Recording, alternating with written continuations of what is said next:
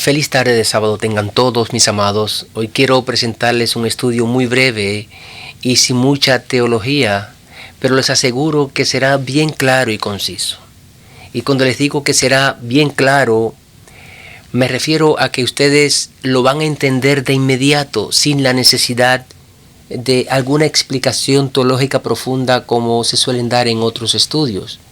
Y además, cuando les digo, queridos, que será una explicación concisa, me refiero a que les diré con el menor número de palabras posible la información necesaria para que puedan entenderlo. A pesar, mis amados, de que muchos de ustedes tienen pleno conocimiento sobre este tema, porque es un tema el cual se ha discutido muchas veces, pero a pesar de eso, todavía existen muchas personas que no logran entender muchas cosas de aquí de la palabra de Dios. Y mis amados, hay temas en la Biblia que no son tan esenciales como para alcanzar la salvación. Pero aunque el conocimiento no nos garantiza la salvación, sí es muy importante conocer a plenitud la palabra de Dios desde el primer libro hasta el último. Porque ese fue el propósito de Jehová cuando inspiró a esos 40 hombres por más de 1500 años para que se escribiera su palabra, ¿verdad? Y el estudio que quiero presentarles hoy me inspiró a hacerlo porque recibí un mensaje de una persona que con mucha duda me hizo una pregunta. Pero antes de continuar, vamos a orar nuevamente. Oramos. Padre misericordioso, te damos las gracias una vez más por el bendecido sábado que nos has regalado. Nos disponemos, Señor, a estudiar tu palabra, pero antes queremos asegurarnos que tu presencia está en medio nuestro para que a través de tu Espíritu nos hable en esta hora usándome como tu instrumento humano, Señor. Prepara nuestros corazones, ayúdanos a entender este mensaje y los otros que vienen posteriormente. Que estas 6 horas que hemos dedicado a ti en esta vigilia sean de gran bendición para nuestra vida. Es en el nombre de nuestro Señor Jesús que te lo pedimos, te lo imploramos. Amén.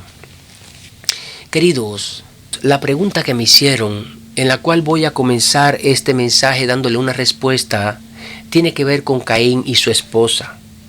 Y aunque el tema no será completo sobre esto, pero sí quise anexarlo en el mismo porque de cierta manera vamos a hablar un poco sobre la condición espiritual que vivieron los antediluvianos. Así que la pregunta fue que si Caín mató a su hermano Abel y solamente quedaron él y sus padres, es decir, Adán y Eva, pues ¿con quién se casó Caín? Bueno, nosotros los adventistas tenemos bien claro de dónde procede la esposa de Caín, aunque no todos, porque la persona que me hace esta pregunta es adventista, aunque es bien nueva en la fe, y a pesar de que le hice una explicación breve, quise con este estudio ampliar un poquito más la explicación. Incluso la invité para que se conectara en esta hora con nosotros, y espero lo haya hecho. Pero además, como ya les dije anteriormente, quise agregar información extra sobre las condiciones espirituales que vivió el mundo antediluviano. Miren, en Génesis capítulo 4, verso 17 leemos que Caín no solo conoció a su mujer, sino que además edificó una ciudad. Ahora, la gran pregunta aquí es, ¿de dónde salió la esposa de Caín y de dónde salieron esas personas que lo ayudaron a edificar la primera ciudad construida en este mundo? Y queridos, para poder entender estos aspectos que no se hablan con mucha claridad en la Biblia, tenemos que analizar primero el contexto del mundo existente en ese tiempo, ¿verdad? Y vamos a ver algunos datos que no aparecen aquí en la Biblia sobre Adán y Eva. Miren, en Génesis capítulo 5, versos 3 y 4, vemos que después que Caín mató a su hermano Abel, pues pasó un tiempo. Y ya tenía Adán unos 130 años cuando engendró a su tercer hijo llamado Set. Y los días de Adán fueron, después que engendró a Set, 800 años. Y en esos 800 años engendró hijos e hijas. Pero la Biblia no habla más nada que eso. No da un dato específico sobre la cantidad de hijos que tuvieron Adán y Eva. Solo hace mención con nombres de sus primeros 3 hijos y luego dice que en un lapso de 800 años Adán y Eva tuvieron hijos e hijas. Ahora, hay que leer historias y buscar por lo menos en los registros antiguos del primer siglo algunas informaciones que la Biblia como tal no nos dice. Y mis amados, la Biblia no nos los dice, no registra todo, porque de ser así existieran cientos de tomos sobre la Biblia. Tal vez el solo libro de Génesis, ese único libro, tuviera, quién sabe, muchos tomos. Tomo 1, 2, 3, 4, 20, 50, 100. Por eso, mis amados, la Biblia hay que estudiarla bajo la dirección del Espíritu Santo, quien fue el que la inspiró a esos 40 hombres que la escribieron, ¿verdad? Y si no estudiamos la Biblia buscando la dirección del Espíritu Santo, nunca la vamos a entender por mucho que la estudiemos. Y miren, según la tradición hebrea, juntamente con el historiador judío del primer siglo, Flavio Josefo, dicen que Adán y Eva tuvieron unos 60 hijos, un total de 27 mujeres y 33 hombres. Y sea cierta o no esta información, creemos, queridos, que fueron muchos, porque así lo dice la palabra de Dios, ¿verdad? Dice que en un lapso de 800 años, Adán y Eva tuvieron hijos e hijas. Y yo pienso, para mi entender, sin juzgar a nadie, que fueron muchos hijos más de lo que aparece en los escritos de este historiador. Ahora, a partir de este punto es más fácil entender la pregunta: ¿con quién se casó Caín?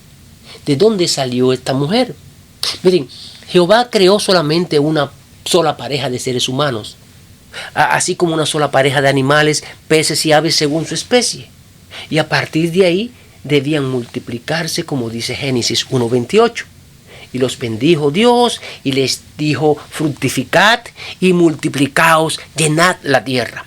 Es decir, que en los primeros años de la humanidad existían relaciones íntimas entre hermanos y entre tíos, tías, sobrinos, sobrinas y otros descendientes directos. Así que Caín tuvo que haberse casado con una hermana o una sobrina, cumpliendo de esa manera la determinación y la bendición de Dios con el fin de fecundar, conforme el texto de Génesis 1:28, ¿verdad?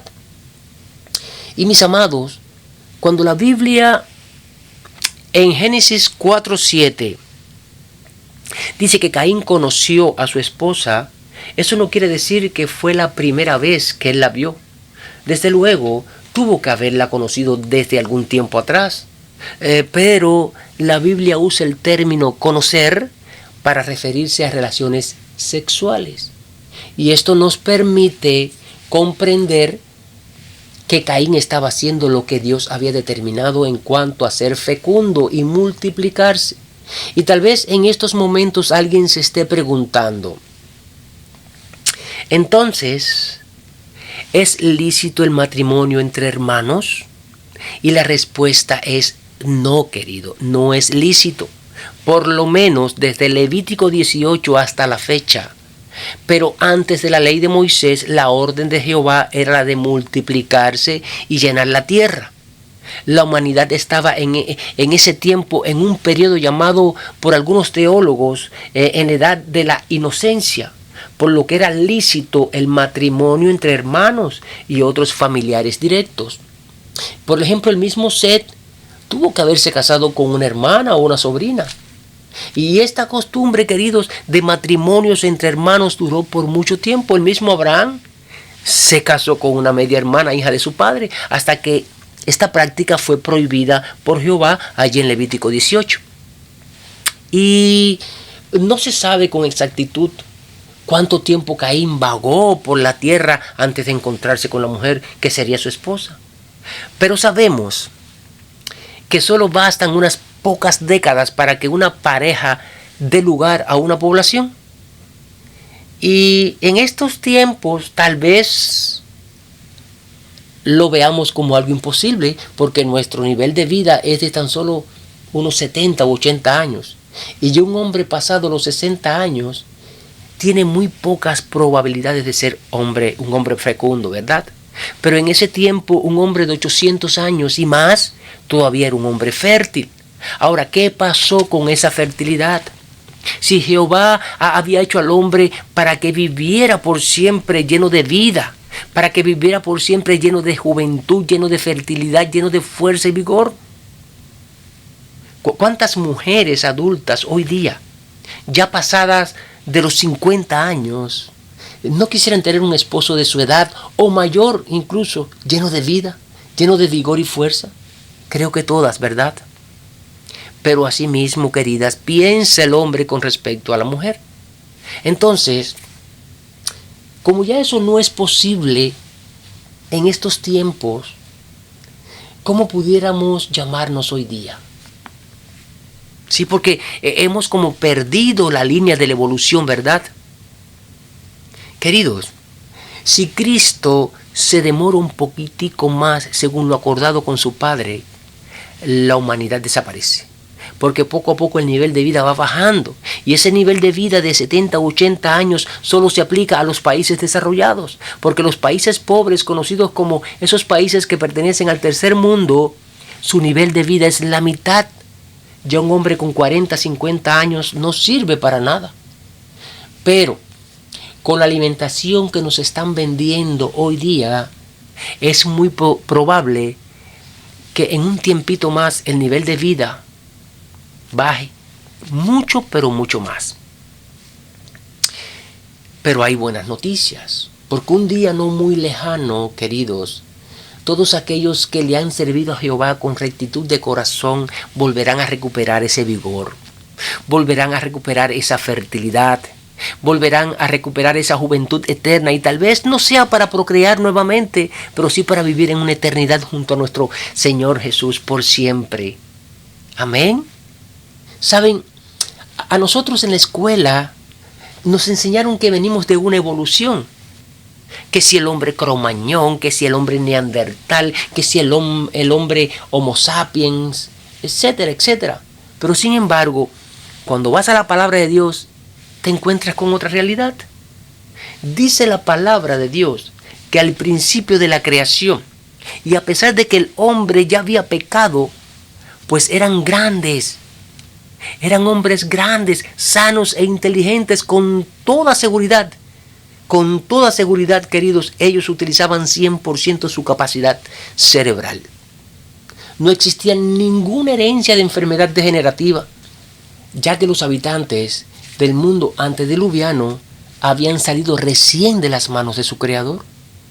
No existía la contaminación ambiental, el clima era perfecto, eran personas longevas, vivían muchos siglos. Por ejemplo, aquí en Génesis capítulo 5 vemos la genealogía de Adán, donde se muestran las edades de algunos de ellos. 969 años, 962 años, 930, 912, 910, 905 años de vida que duraban esos hombres. No se enfermaban, morían de viejos, querido. Pero sin embargo hoy día, después de casi 6,000 años de decadencia, somos seres bien pequeñitos. Todos estamos enfermos. Y nuestra inteligencia, ni hablar, ¿verdad? Nuestra inteligencia, ni hablar, queridos, porque todos somos analfabetos en comparación a los hombres antediluvianos. Utilizamos apenas un pequeño por ciento de nuestra capacidad cerebral y no vivimos ni siquiera un siglo. Y aún así, mis amados, el ser humano hoy día se cree ser lo máximo. Dice la palabra de Dios que por causa de la maldad del hombre, Jehová limitó la vida de los seres humanos a un máximo de solo 120 años. Pero sin embargo, de vez en cuando y cada cierto tiempo escuchamos de alguien en alguna parte de este mundo que alcanzó esa edad de 120 años. Pero escuchar de alguien que ha vivido más de ese tiempo, eso ya no existe, queridos. Miren, la vida promedio de los antediluvianos era de unos 900 años, como se registra en la Biblia. Y si miras toda la genealogía, te darás cuenta que tuvieron su primer hijo alrededor de los 50 años. Y vamos a suponer que a partir de ahí comenzaron a tener a los demás hijos en un promedio tal vez de cada 5 años durante toda su vida. Entonces, sacando esta cuenta, porque pudieron haber tenido hijos todos los años, ya que en ese tiempo no existían los medios de protección que existen hoy día para que la mujer no salga embarazada. Así que este cálculo que le estoy presentando aquí es basado en un hijo cada 5 años. Y si fuera así, queridos, entonces es bien fácil, mi amado. Es bien fácil calcular que al final de los días de Adán, que duró 930 años, ya vivían varios miles de millones de personas en la tierra. Entre Adán y sus hijos, entre los hijos de los hijos y entre los hijos de los hijos de los hijos. Así que indudablemente el crecimiento poblacional era inmenso, ¿verdad? Y vamos a suponer que Caín se casó a los 200 años, pues ya en ese tiempo existían cientos de mujeres para él escoger, y que tal vez esperó otros 200 años más para construir esa ciudad que se menciona en la Biblia, el cual le puso incluso el nombre de su primer hijo. Pues ya para ese tiempo, queridos, existían miles de personas para ayudarle. Y como todos eran descendientes de Adán y Eva, pues eran hermanos, primos, sobrinos, tíos, etc. La única prohibición que vemos en el libro de Génesis con respecto al casamiento entre parientes cercanos, lo vemos en el capítulo 19, del versículo 31 al 38. Cuando las hijas de Lot tuvieron que emborrachar a su padre para poder procrear, y lo emborracharon porque ellas sabían que era ilícito, ya que era prohibido por Jehová la relación entre padre e hijos. Y bueno, el que es estudioso de la Biblia sabe las consecuencias de esas descendencias, de esos hijos que tuvieron las hijas de Lot. Así que el casamiento era con cualquier pariente, menos entre padres e hijos. Y todo esto fue lícito, como ya les dije anteriormente, hasta que Jehová le dice a Moisés: se acabó, no más casamientos entre parientes cercanos. Y si leen Levítico 18, se darán cuenta de toda la prohibición. Y eso continúa hasta el día de hoy, mis amados. Y les voy a decir esto porque soy testigo y tal vez muchos de ustedes lo hayan hecho o peor aún lo estén haciendo todavía. Muchos padres hoy día se meten en el baño y se bañan con sus hijos porque son pequeñitos, porque son inocentes. Muchos padres se desnudan delante de sus hijos, incluso ya mayores, y lo ven como algo normal.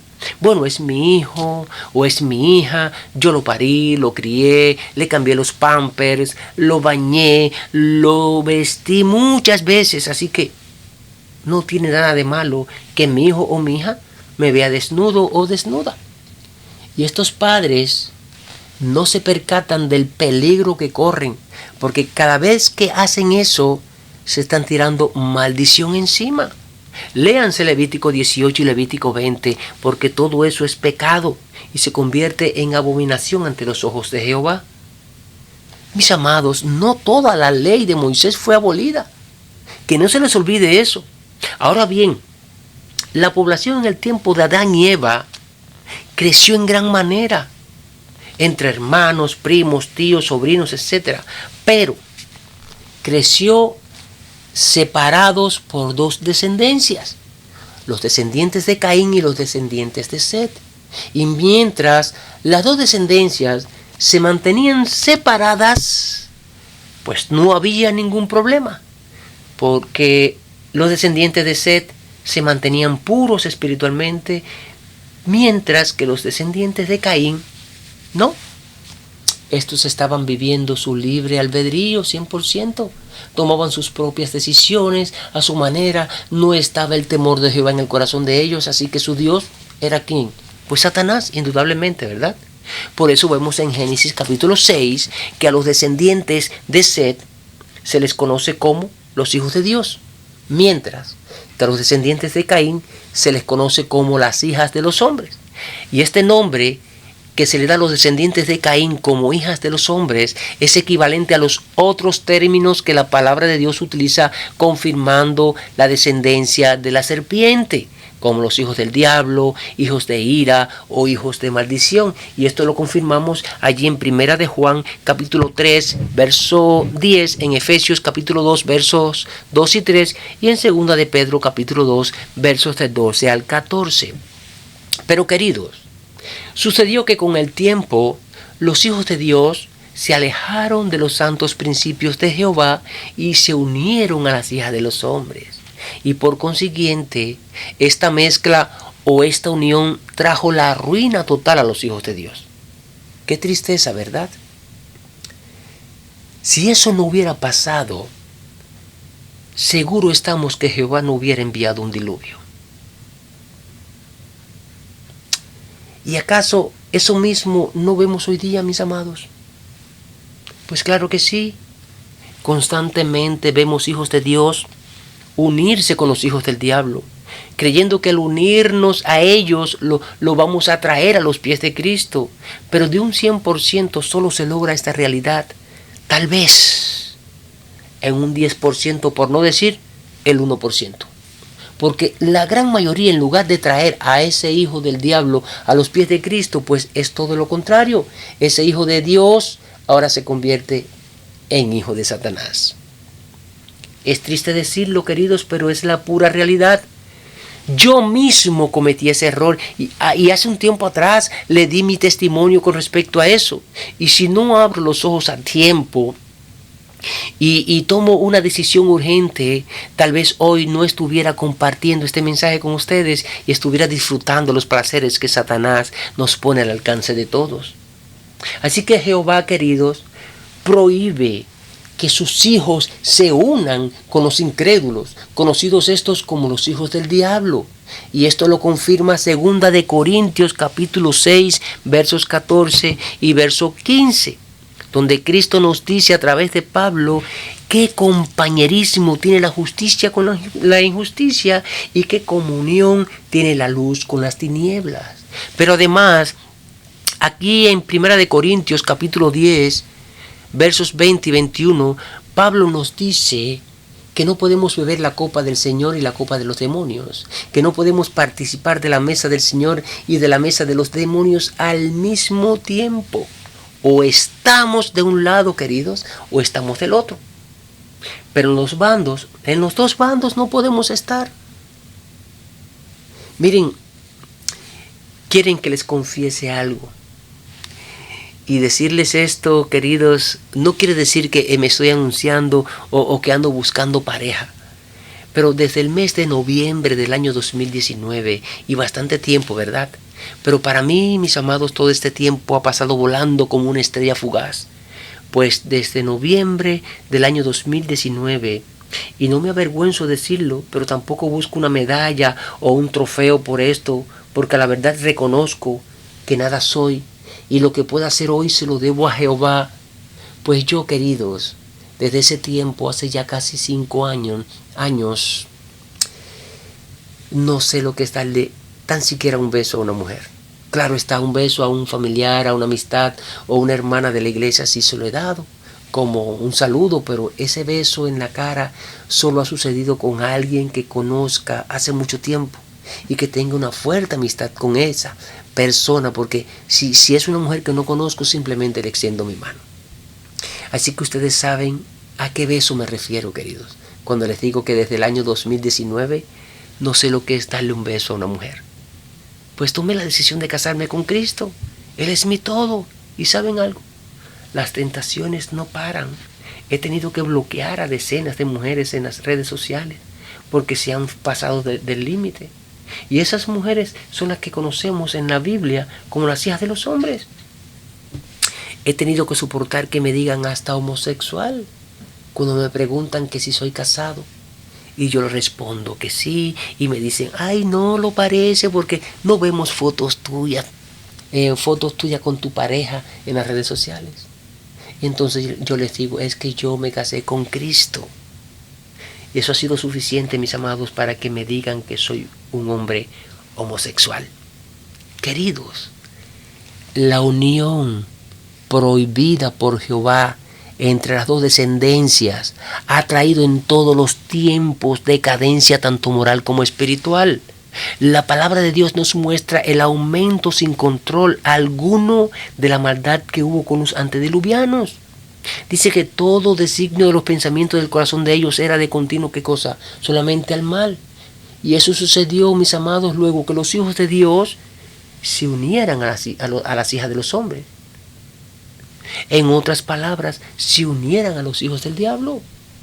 Eso mismo está pasando hoy. Jehová destruyó en el pasado este mundo con agua por esa unión prohibida que trajo como consecuencias mucha maldad en el corazón de sus hijos. Y ahora lo volverá a destruir, pero esta vez no será con agua, sino con fuego. En el pasado se salvó una familia porque fueron obedientes y no se contaminaron de esa maldad, pero el resto pereció. En un futuro muy cercano se salvará otro grupo, pero se salvará porque se han mantenido sin contaminarse con la misma maldad del pasado que hoy está presente. Muchos han tomado la salvación como un juego, queridos. Muy pocos le han dado importancia al significado de la salvación. Y la salvación no es un juego, queridos. La salvación es algo bien serio y muy delicado. Miren, escucho a predicadores de otras denominaciones que dicen en sus sermones: en el año tal cuando yo fui salvo. Es decir, que para ellos, una vez que conocieron a Jesús, ya fueron salvos. Qué engaño, ¿verdad? En ese año, mi amado, usted conoció a Cristo como su Salvador, se arrepintió de sus pecados y Jehová lo perdonó. Pero a partir de ahí es que comienza su proceso de salvación. Porque de no ser así, entonces ¿para qué se está llevando a cabo un juicio en el cielo, donde allí se están anotando todas nuestras obras, ya sean buenas o malas? ¿Están viendo en el engaño que Satanás tiene envuelta a esta humanidad? La vida de un cristiano, querido, pende de un hilo. Y si tambalea un poquito, ese hilo se revienta. Y tristemente te perdiste. Dice Pablo, aquel que piense que está firme, mire, que no caiga. ¿Y por qué? ¿Por qué Pablo nos alerta de esto? Porque una vez que tú, mi amado, aceptas a Jesús como tu Salvador, comienza un proceso que se llama santificación. Y este proceso va a durar todo el resto de tu vida. Así que no es, queridos, que una vez que aceptaste a Jesús, inmediatamente tienes asegurada la salvación. Eso no existe, ni mucho menos lo dice la Biblia. Miren, dice la señora White que en el año 1843 conoció a un matrimonio que esperaban que Jesús viniera en el año 1844. Y cada día este matrimonio decía: tal vez el Señor venga cuando estemos durmiendo y queremos estar listos por si eso sucede. Entonces se preguntaban el uno al otro que si durante el día habían pronunciado alguna palabra que no estuviera de acuerdo con la verdad y la fe que profesaban. Entonces se postraban delante del Señor día tras día y le pedían que si habían pecado tanto en pensamientos como en palabras o acción, Jehová los perdonara de esa transgresión. Por eso Ellen G. White nos exhorta, queridos, que nosotros debemos vivir con esa misma sencillez cada día.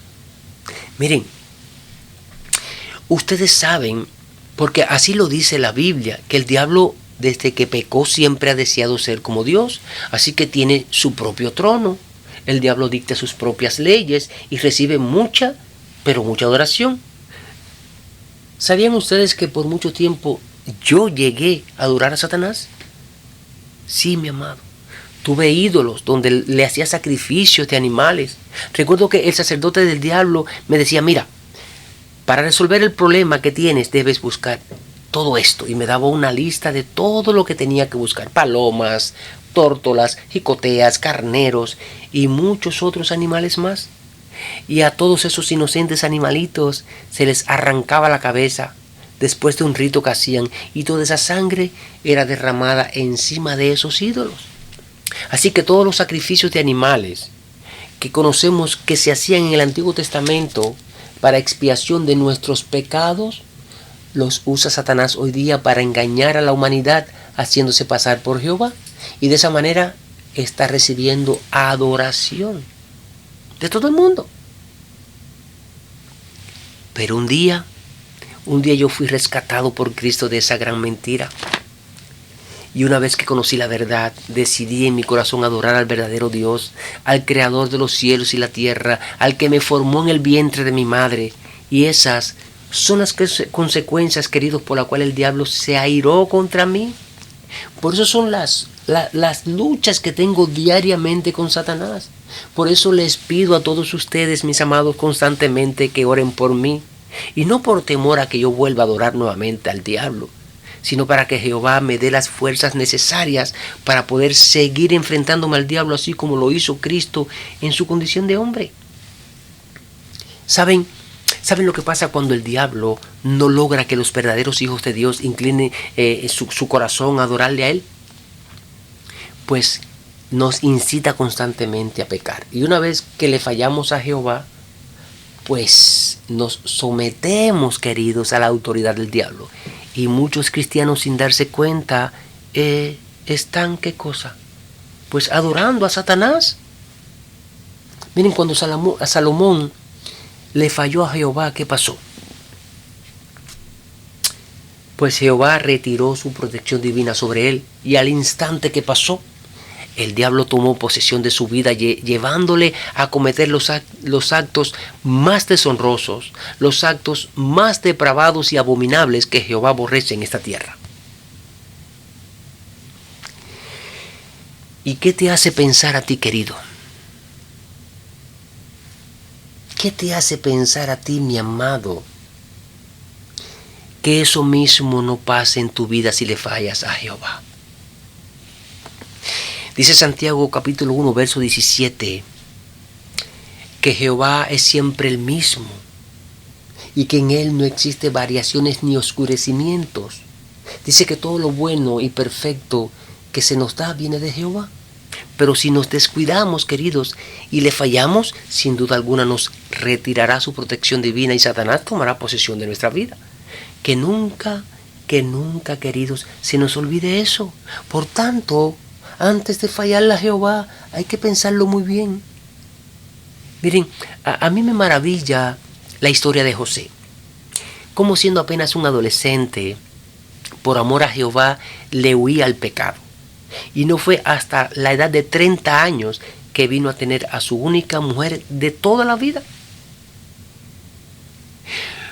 Muchos cristianos hoy día piensan que por el hecho de estar dentro de un templo, es decir, dentro de un edificio destinado a una iglesia, y por encontrarse allí escuchando un mensaje que venga de un pastor, de un laico o de un evangelista, se creen que están seguros de Satanás. Pero, queridos, tristemente les diré que esa es una falsa seguridad. Miren, en Jeremías capítulo 7, verso 4, el Señor nos advierte que no nos fiemos en palabras de mentiras. Cuando un predicador dice, templo de Jehová es este. ¿Y por qué el Señor nos advierte de esto? Miren, tenemos que recordar que en la segunda tentación que el diablo le hace a Cristo, ¿a dónde fue que lo llevó? Pues lo llevó allí al pináculo del templo de la santa ciudad de Jerusalén.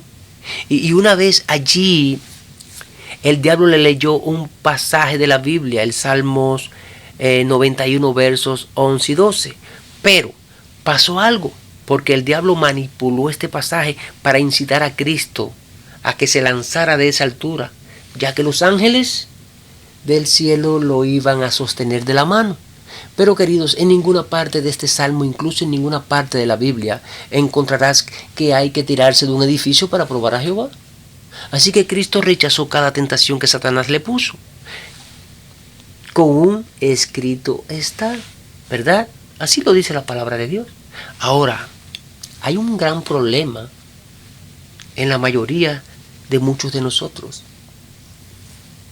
Y es que no sabemos lo que está escrito aquí. Y todo porque no le dedicamos tiempo. No le dedicamos tiempo a la palabra de Dios. Y si eso está pasando en algunos de nosotros, ¿cómo creen ustedes que se van a defender ante las tentaciones de Satanás? ¿Cómo van a saber diferenciar la verdad del error? Por eso, queridos, muchos son engañados con facilidad. Y no me refiero a otras denominaciones cristianas, me refiero a nuestra denominación, a ese pueblo que Jehová llamó para darle el último mensaje a un mundo que se encuentra en una condición espiritual sumamente caótica. Saben que según pase el tiempo, las tentaciones de Satanás se volverán aún más engañosas, porque éstas vienen acompañadas con manifestaciones sobrenaturales. Miren, todas las tentaciones que el diablo le mostró a Jesús vinieron acompañadas con dichas manifestaciones.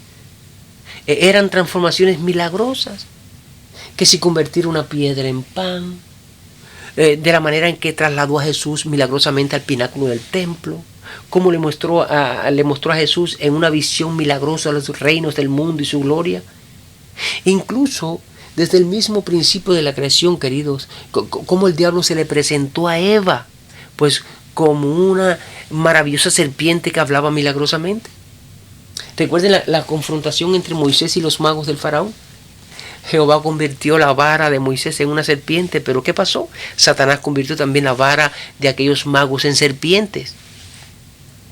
Jehová convirtió las aguas en sangre, pero Satanás también la convirtió en sangre.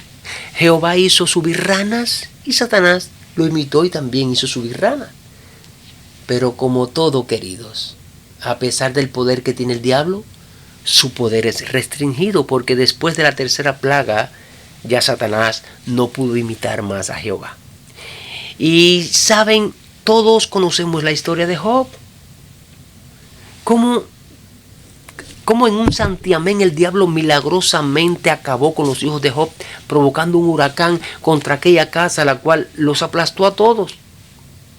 Cómo lanzó fuego que supuestamente venía del cielo, como le dice el criado a Job. Fuego de Dios cayó del cielo y quemó a todas las ovejas y a todos los pastores, a todos los consumió.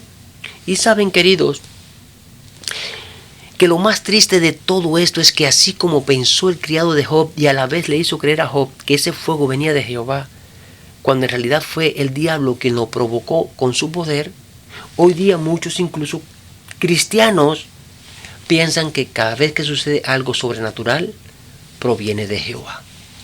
Y saben, no deberíamos pensar a la ligera tales cosas, porque si vamos allí a 1 de Juan capítulo 4, verso 1, leemos que Juan nos dice que tenemos que probar los espíritus para saber si son de Jehová o no, porque han salido muchos falsos profetas por el mundo con el poder de Satanás imitando a Jehová.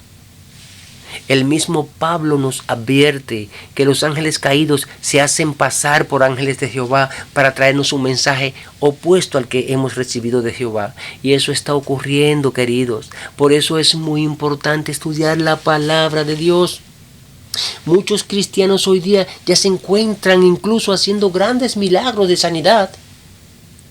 Y según pasa el tiempo, se incrementarán esos milagros. Se incrementarán mucho más señales y prodigios. Pero mis amados, ¿qué nos dejó dicho Jesús en Mateo capítulo 7 versos del 21 al 23? Que Él rechazará a estos cristianos. ¿Y por qué razón Jesús va a rechazar a estos cristianos? Porque aunque se encuentren profetizando, aunque se encuentren echando fuera demonios, aunque se encuentren haciendo muchos milagros, estos cristianos son hacedores de ¿qué cosa? Dice Jesús que de mucha maldad. Y esos milagros y prodigios no vienen de Él, sino de Satanás. Mis amados, estamos en medio de una gran batalla final y solo aquellos que de verdad han sabido diferenciar los verdaderos espíritus que vienen de Jehová son los que no van a ser engañados. Jehová nos ha revelado en su palabra los engaños finales que el diablo hará a nivel mundial. Dice que hará grandes señales. Dice que nuevamente el diablo hará caer fuego del cielo delante de los hombres y de esa manera engañará a todos los moradores de la tierra. y que con esas señales inducirá de esa manera a todo el mundo a una falsa adoración. Y eso lo vemos en Apocalipsis capítulo 13, versos del 12 al 14.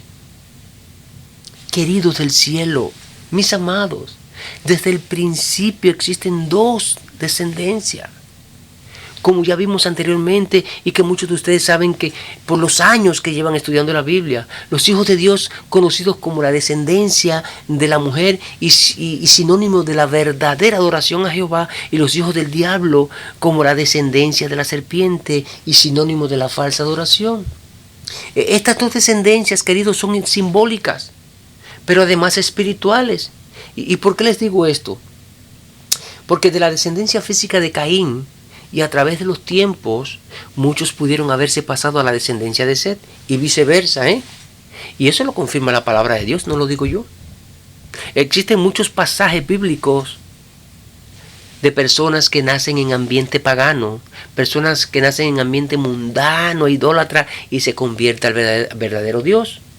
Por ejemplo, y después léanse con tiempo Efesios capítulo 2, versos del 1 al 4, Tito capítulo 3, versos del 3 al 6. Pero además, vemos en la Biblia, aquí en la palabra de Dios, a personas que nacen en un ambiente santo y luego se rebelan contra Jehová. Y eso lo vemos en Gálatas capítulo 5, verso 4, Primera de Corintios capítulo 9, verso 27, Hebreos capítulo 6, versos del 4 al 6, Hebreos capítulo 10, verso 29, Segunda de Pedro, capítulo 2, versos 20 y 21, etcétera, etcétera, etcétera. Hay muchos textos más que nos hablan de esto. Y es precisamente por eso, queridos, que estamos en esta controversia espiritual. Yo mismo, ¿de dónde vengo yo? Pues de vivir una vida pagana, mundana, idólatra. ¿Y ahora dónde estoy? ¿Están entendiendo lo que les quiero decir? Y tal vez muchos de ustedes vengan también de donde vine yo, porque no nacimos en ese ambiente santo, pero mi amado, alabamos y glorificamos el nombre de Jehová, porque tanto yo como muchos de ustedes hoy le servimos al verdadero Dios. Hayamos sido de la descendencia de Caín o de la descendencia de Set, whatever, hoy le servimos a Jehová. Amén. Amén. Por eso, mis amados, tenemos lo que conocemos como ese libre albedrío, esa facultad de decidir, ¿verdad? Y cada ser humano tiene que escoger entre los únicos dos caminos que existen, la obediencia o la desobediencia. Pero sin embargo, mi amado, Jehová nos muestra las consecuencias de ambos caminos bien claramente en su palabra. Pero nos recomienda que escojamos el camino de la obediencia, que escojamos el camino de la vida y del bien, y esto lo encontramos allí en Deuteronomio 28. Jehová no desea que ningún ser humano perezca, ya sea de la descendencia que sea, porque Jehová no desea la muerte del impío, sino que se vuelva de su mal camino y viva, como lo dice en Ezequiel 33:11. Queridos del cielo, no es que Jehová haya predestinado estas dos descendencias. El hombre por su mal proceder es el que ha causado esta división. Pero sin embargo, Jehová nos ama. Jehová nos ama a todos por igual, ya que no hace acepción de persona. ¿Te quieres cruzar de la descendencia de Caín para acá? ¿Para la descendencia de Set? Bienvenido. ¿Te quieres cruzar de la descendencia de Set para la descendencia de Caín? Con dolor en mi corazón te digo, bienvenido, pero ya sabes las consecuencias. Saben, para terminar ya este mensaje, como hemos podido ver, incluso muchos de ustedes, al igual que yo, llevamos nombres bíblicos, pero eso nos revela siempre nuestra identidad, ¿verdad? Y se los voy a demostrar. Vemos a muchas personas que llevan nombres de personajes bíblicos y personajes extraordinarios y santos. Pero sin embargo, y voy a empezar por mi nombre, ¿cuántos José hoy se muestran flojos e irresponsables? ¿Cuántos delincuentes, estafadores y asesinos se llaman hoy Abel? ¿Cuántos infieles se llaman hoy Jesús? ¿Cuántos mentirosos se llaman hoy Daniel? Y la lista no tiene dónde parar, queridos. Así que llevar un nombre bíblico de personas extraordinarias y santas, como los nombres que mencioné, es digno de admirar, y esa persona debería estudiar a ese personaje bíblico el cual lleva su nombre, y por lo menos debería luchar por identificarse como tal. ¿No lo creen así? Miren, a mí me tocó un personaje que admiro mucho, pero tristemente, cuando pertenecía a la otra descendencia, hice todo lo contrario a la vida que llevó ese santo siervo de Jehová conocido como José. Por eso ahora, queridos, trato por todos los medios de honrar ese nombre que me pusieron mis padres, tal vez sin darse cuenta, porque a la verdad ese nombre es muy común en todo el mundo. Y aunque la palabra de Dios nos dice que debemos solamente y únicamente imitar a Jesús, y solo a Jesús, y así debe ser, pero mirando la historia de José, he querido imitarlo, a él también, porque si te das cuenta no hay nada negativo en este hombre. Fue un grandioso hijo de Dios, fiel y temeroso de Jehová hasta sus últimos días. Y cuando llegue ese grandioso día quiero conocerlo, y sé que muchos de ustedes querrán conocerlo también. Queridos, lo cierto es que desde un principio existen dos descendencias, ¿verdad? Los obedientes y los desobedientes. Así que desde un principio existen también dos caminos, el camino de la salvación y el camino de la perdición. Y tenemos el libre albedrío de escoger o de elegir qué camino tomar. Quiera Jehová que todos escojamos el mejor camino. Tal vez muchos lo vean un poco difícil de cruzar, pero es el único camino que nos llevará a los brazos de Cristo Jesús. Es el único camino, queridos, porque el otro, que es bien fácil de transitar y es el que le gusta a todo el mundo, te va a llevar también a un final, pero a los brazos de Satanás. Así que tú eliges. Y con esto termino esta reflexión. Así que voy a terminar esta reflexión con una alabanza, y el autor de este canto es Felipe Garibo, un siervo de Jehová, que cuando yo escucho sus alabanzas siento que estoy en la misma presencia de Jehová. Escuchemos, querido. Amén, amén. Oramos. Padre de amor y misericordia, muchas gracias por este mensaje que nos has traído de reflexión para nuestra vida, Señor. Sabemos que no haces acepción de personas. Sabemos que nos ama a todos por igual. Pero desafortunadamente, Señor, existen dos descendencias. Y así terminarán los días de este mundo, dividido. Constantemente esta humanidad se está pasando de una descendencia a otra. Obedientes se pasan al bando de los desobedientes y viceversa. Te rogamos, Señor, que nos ayudes a mantenernos siempre de tu lado, que nos des las fuerzas necesarias para no sucumbir ante las pruebas que constantemente llegan a nuestra vida. Que nuestro amor y fidelidad hacia ti perdure por siempre, Padre. Bendice a tu pueblo, Señor. Bendice a tu iglesia. Bendice esta vigilia, Padre, que es dedicada 100% a ti. Conoce las luchas, los problemas y necesidades que están pasando tus hijos. En tus manos colocamos todas nuestras peticiones para que obres conforme a tu voluntad de nuestra vida. Es en el nombre de nuestro Señor Jesús que te lo pedimos, te lo imploramos. Amén.